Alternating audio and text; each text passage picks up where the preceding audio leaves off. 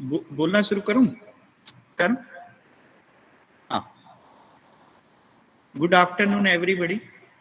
We have today's again with us Sri Ramchandra Salgaonkar. Good afternoon, sir. Sir, good afternoon. So we have very nice session earlier, and lot of people have enjoyed your earlier session. So today, Thank you so much, sir. People will join. So we will have today's session again on entrepreneurship skill, attitude, and behavioral development. So now I request Dr. Purnima to introduce the speaker. Thank you, sir. Am I audible?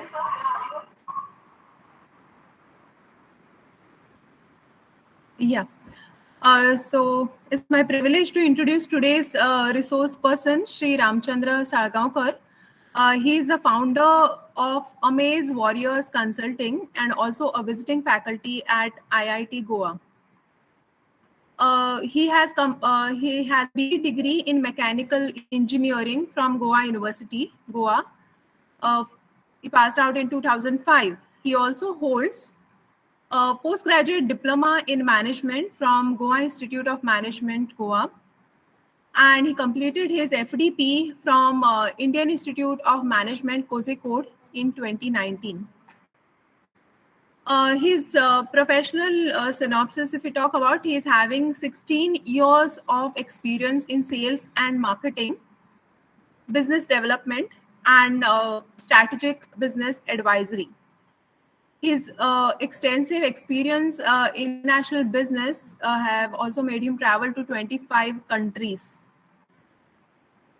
He was associated earlier with Maruti Suzuki Limited as Deputy Manager Sales Support. Then he moved to Power Engineering Private Limited. He was a manager there of international business. He was also associated with Pai Kane Group as Head of Operations, Creative Manufacturing Solutions Private Limited.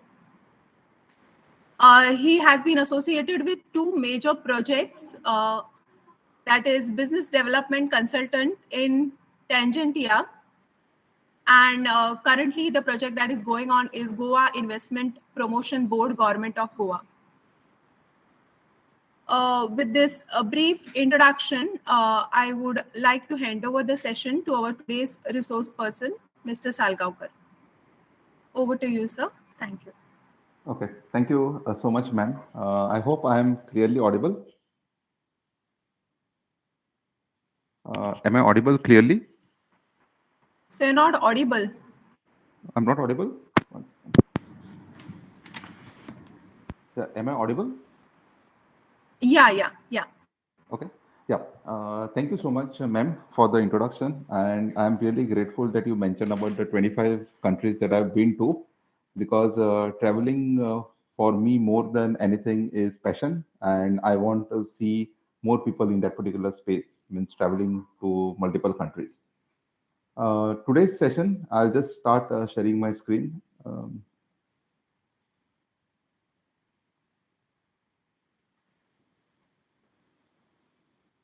Okay, so I'll share my screen. Yeah.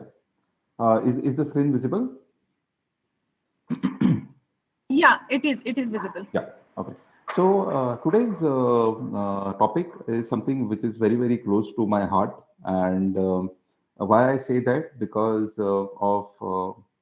I started my career in corporate as a very typical kind of a Indian, wherein everybody does the engineering and then the management education, and then they go into the top corporates. So I started working with Tata Motors. I started working with Maruti Suzuki, and eventually I realized somewhere down the line that I have to be an entrepreneur.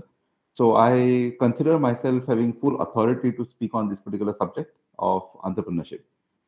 Because the last 3-4 years, this is something that I have done, and I've nurtured my startup.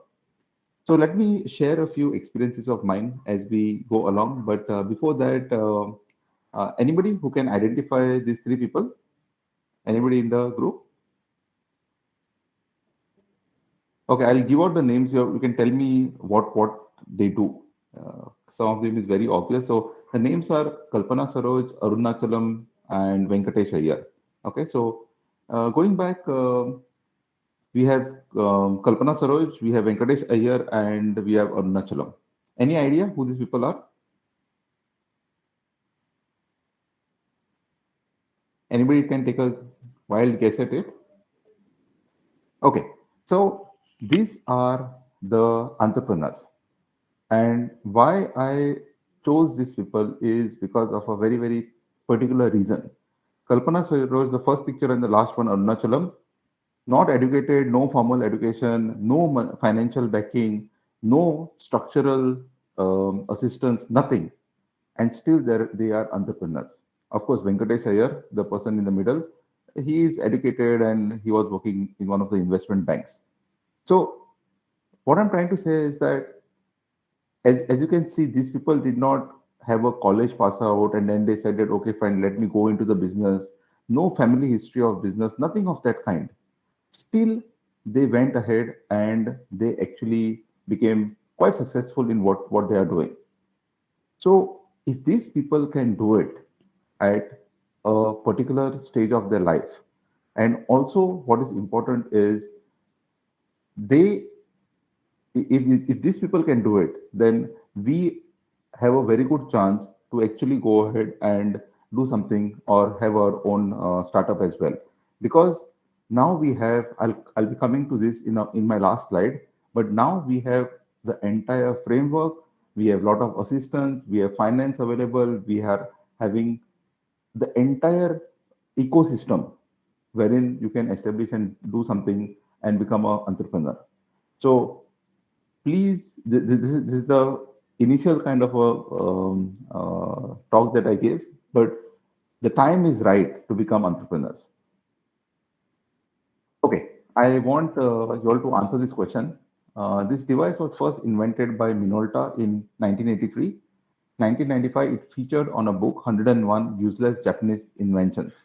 So identify this device. Anybody can take a guess.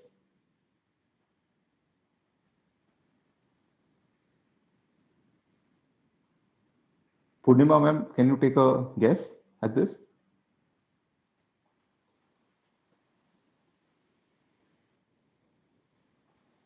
Okay, I think so. Somebody has unmuted. Please go ahead. No one? Selfie stick. Okay. Okay, nice. Yes. So it is the selfie stick. Okay. So let us go back. Why I actually talk about this in my all my sessions is because this device, let us go and break down the question. Device was first invented by Minolta in 1983.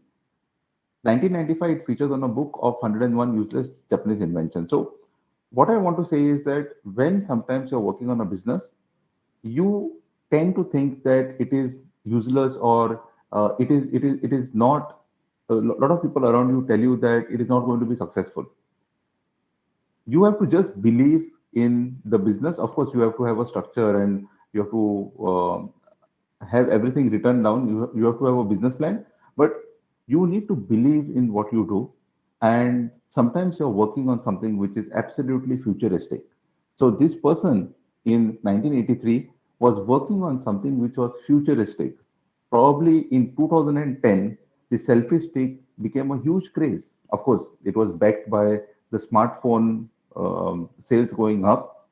But in 1983, 1995, this was a complete failure. So don't worry if you're working on something which is not going to be successful. It is something that is going to be successful in future. A simple slide on what entrepreneurship is. I'm not going to go into the definition of it, but these are the few things what we normally come across. Decisions are all yours. You become a job creator. Work is flexible. You can work anytime you want, and you have a huge personal growth because the entire equity in entrepreneurship is yours.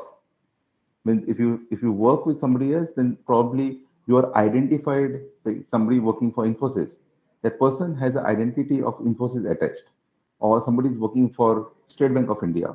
The identity of a bank is attached to him, whereas in case of the entrepreneurship, it is all yours. But let me tell you something. We normally take entrepreneurship in a very different sense. We think that entrepreneurship is about flexibility. But if somebody is going to escape that entrepreneurship is not 9 to 5, then let me tell you, there is it is no time, means all the time you're working and not only 9 to 5. It is not like a you want to escape the job and you take up entrepreneurship. Secondly, in entrepreneurship, there is no holiday. You're working even on your holidays. You cannot tell your client that no, I'm on a holiday today. So that is the second part of it. There's no fixed income. Of course, we know that in jobs and all, there's always a fixed income. Huge pressure from the society. Now, why I say huge pressure from the society is because you're doing something different. Of course, now the acceptability is much more as compared to what it was probably 10 years back. 10 years back or 15 years back, if you had to pass out from your college and become entrepreneurs, you were treated like a terrorist. But now the acceptability is coming. I was just going through the latest reports, and we in Goa have 750 startups, which is very, very encouraging. That means there's the acceptability of entrepreneurs in the society, but still there is a huge pressure because probably you're leaving a set job, high paying job, and you are venturing into the unknown territory. So there is a pressure. One more point is constant innovation is needed because this is an ever-changing kind of a world and the scenarios. You cannot stick with one thing. Probably what is doing good business in one point of time, probably we may be completely redundant in a year's time. So innovation is key. You're reading, you staying updated with the trends, very, very critical. And of course, the last point, which is a bit controversial kind of a point, you are not your own boss. Okay, so first of all, you have to be there for the customers. Secondly, in case this funding, which is very, very fancy kind of a term, so once you get the funding, you understand that you have to be ready to answer the person who is funding you 365 days in a year. So I have interacted with many, many, many people who have taken tier one, tier two, and other types of fundings.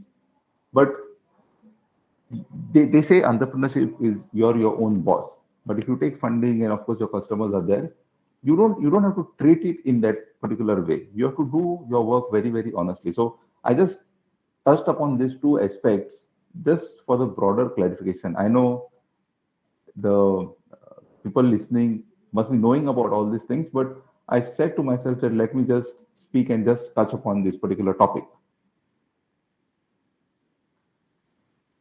The first part I will take is about entrepreneurship skills. Okay, so I don't have to tell you about the skills that are there: leadership, business management, time management, creative thinking, problem solving.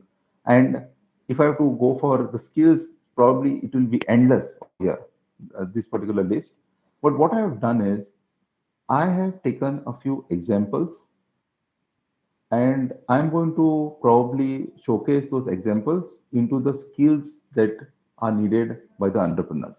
Okay, so um, let me just go to the first kind of a skill. Of course, a lot of skills. I've just shortlisted a few, and I'm going to discuss a few with you all. So first of them is this, which I call as creative thinking. So entrepreneurship or entrepreneur have to have a absolute creative kind of a thinking. He has to think very, very different and something that probably nobody has thought before. I teach advertising, advertising management at university, and we are teaching about the different mediums of advertising. We teach about newspaper, we teach about TV, television commercials, radio, banners, hoardings, and so on. So when I came across this Russian startup, of course now there's a lot of news going on about Russia in the media, but this Russian startup. So let us not be judgmental on whether they were successful, whether they did it, whether they achieved it, what is the business plan. We'll just keep it all aside for a time being and just go by the pure thing that they are doing. So Russian startup developing billboards that will beam ads from the space. So yeah, anybody wants to say something? Okay. So Russian startup developing billboards that will beam ads from space. What it means is that they are going to display ads probably in the sky, and probably their aim is to put a logo of some company next to the moon. That is what is the understanding. Now, if that happens, it would be a revolution in terms of branding and marketing and advertisement, because half the world probably will see the ad when it is night time. Now, again, let us not focus on the economics, the business plan, how they are going to do, and all that. I want you to think about the creativeness of the entrepreneur and a team who is actually thinking and planning to disrupt a particular branch. Now, probably 30, 40 years down the line, if this is successful, probably our children or grandchildren or and so on will probably, when they see the sky, probably that could be at night, that could be full of brands. This is a kind of thought that is going on. Of course, there will be a lot of regulations and so on, but the thinking, the creative thinking is something that struck me of this particular startup. Okay, so on this is one of the skills the entrepreneurs have to be absolutely creative in whatever they do. The second skill that I want to talk upon is on problem solving. So this Juta Labs mini pocket printer. Can anybody tell me why, how is it innovative, or how is it solving the problem, or what is the problem it solves, or how is it very different and innovative?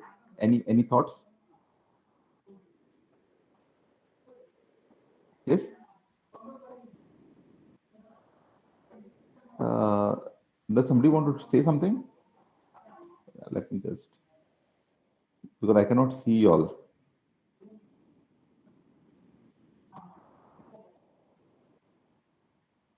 Yeah. I'll just.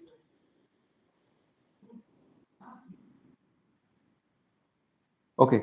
Anybody would like to say something?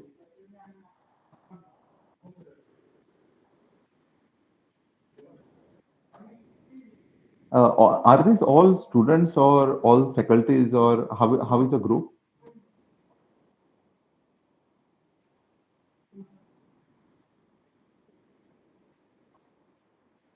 Uh, Purnima ma'am, is the group of all our faculties, or there are students also over here?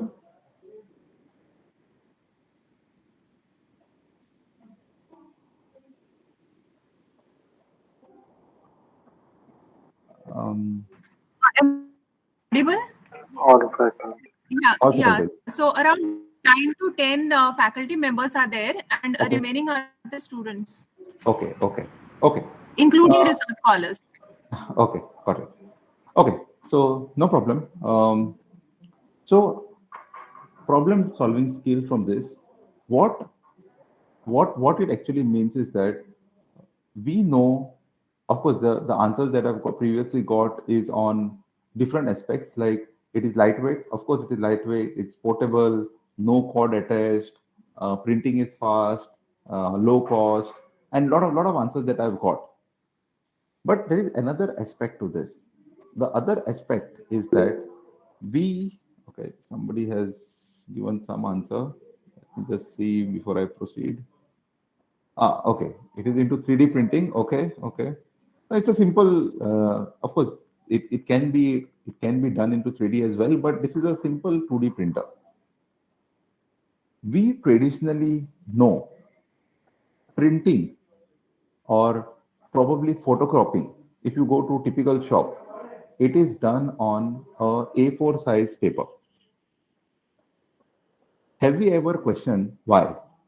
So you just go, you take any size of your particular thing to be photocopied, and they do it on a A4 size paper. They don't ask you what size you want. They do it on a standard A4 size paper because the entire world has standardized to one particular size. And of course, somebody we can have an endless argument saying that it is A3 is available, A1 and all. We can have that, but let us go in the standard kind of a paper size, which is A4. Now, somebody must have standardized it, and of course, when I say somebody, it must be Xerox or a company at that time, and the whole world has followed. Now, if you want to print something on an odd size paper, sorry, you cannot do it because our printers are not equipped to do that. What this company has done in terms of Chuta Labs is that it has actually, you can print on any surface and any dimension of paper size. What you have to do is you have to just take the printer and just hover on the entire paper. So say if the hypothetically if the paper is a room big size, then still you can print it because you can just hover the printer on top of it and you can actually print the matter. Now this is what I call as problem solving. If you select any of the major companies, all of them solve a problem. First, you take the example of, say, Redbus. We must have all used Redbus to do our bookings. What problem they are solving? Ease of ticket bookings and understanding the inventory, and you can actually do the booking immediately without even stepping out of your house. You take the example of Uber and Ola.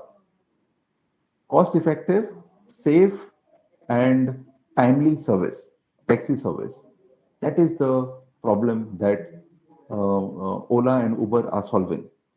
We saw Venkatesh Iyer, his brand of Vada Pav, he sells Vada Pav, is Goli number one. Now, we will all be thinking like, how can a Vada Pav seller solve a problem? So he identified one problem, and that problem is very, very genuine kind of a problem. The problem is that we, of course, we are all from Goa. You know, any two places wherein you get the same size, taste, price, vada pav? Does anybody know? Hey, come on, we need to be a bit more interactive. Otherwise, it becomes very monotonous. And anybody knows?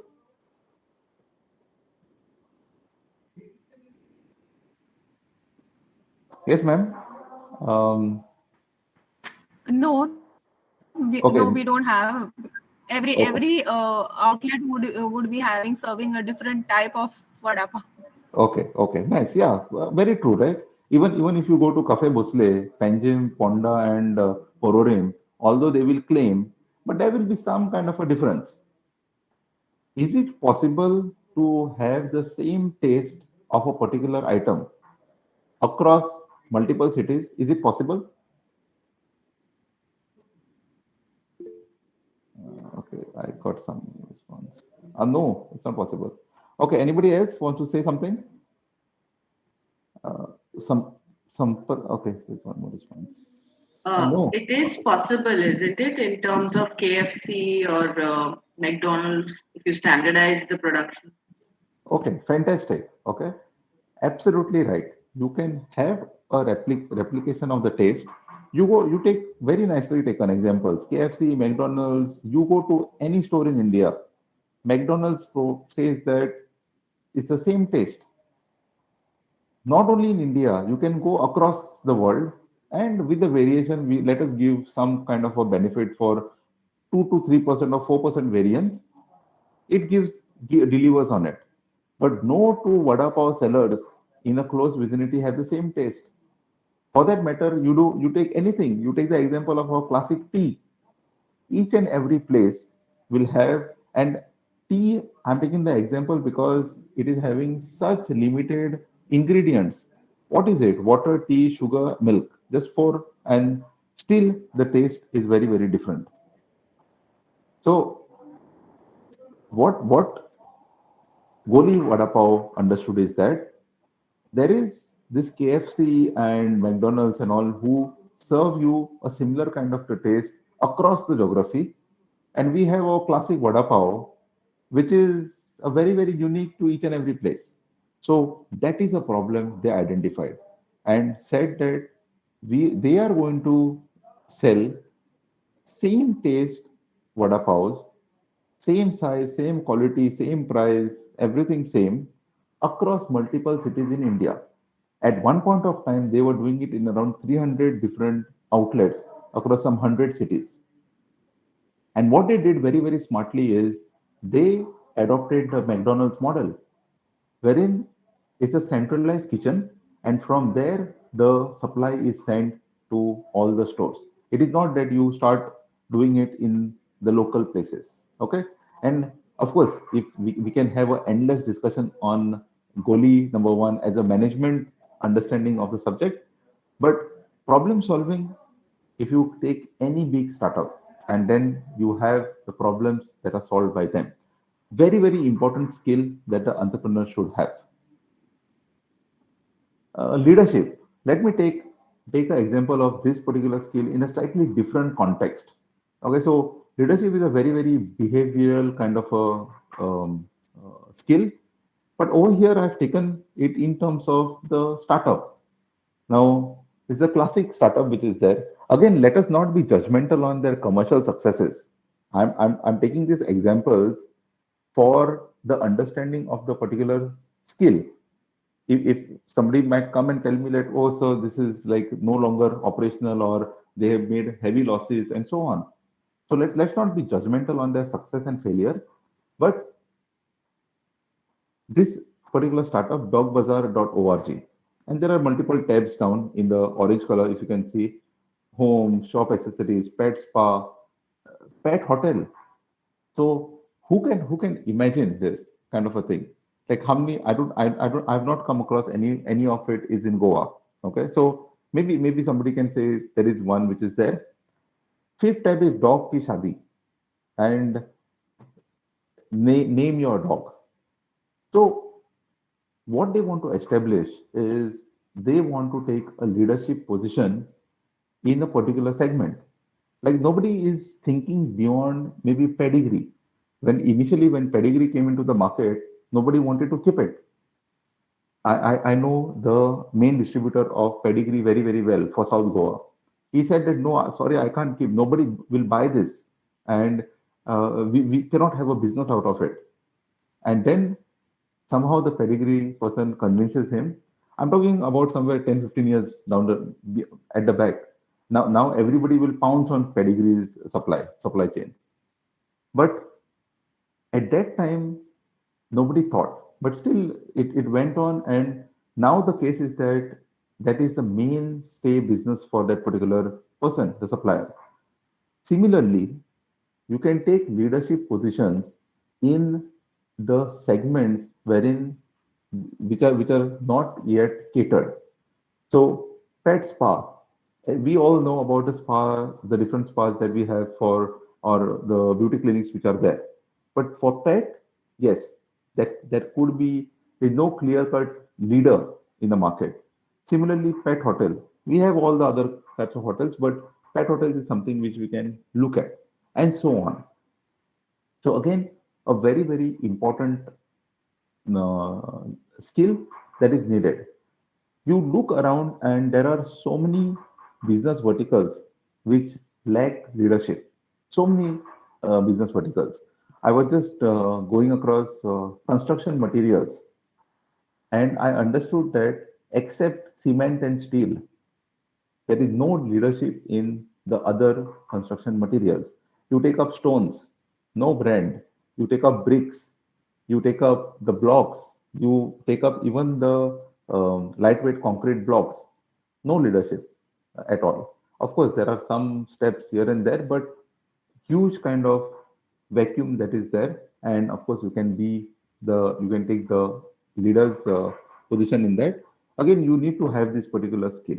Okay, so this is what I wanted to tell in terms of the skills and the examples of the different startups. I hope I'm not going too fast. Is it okay, ma'am? Yeah, it's fine. Okay, fine. So last time I think so I made a mistake. I kept my I did not mute my mic. So let us see a small video. It's a 8 minutes clip, and from this I want to talk something on the attitude of the entrepreneur. So a very interesting, my favorite video, and probably something that we should all understand and watch. Okay, so I just stop sharing. I'll share again in a minute. Very interesting video, which one of my favorite videos.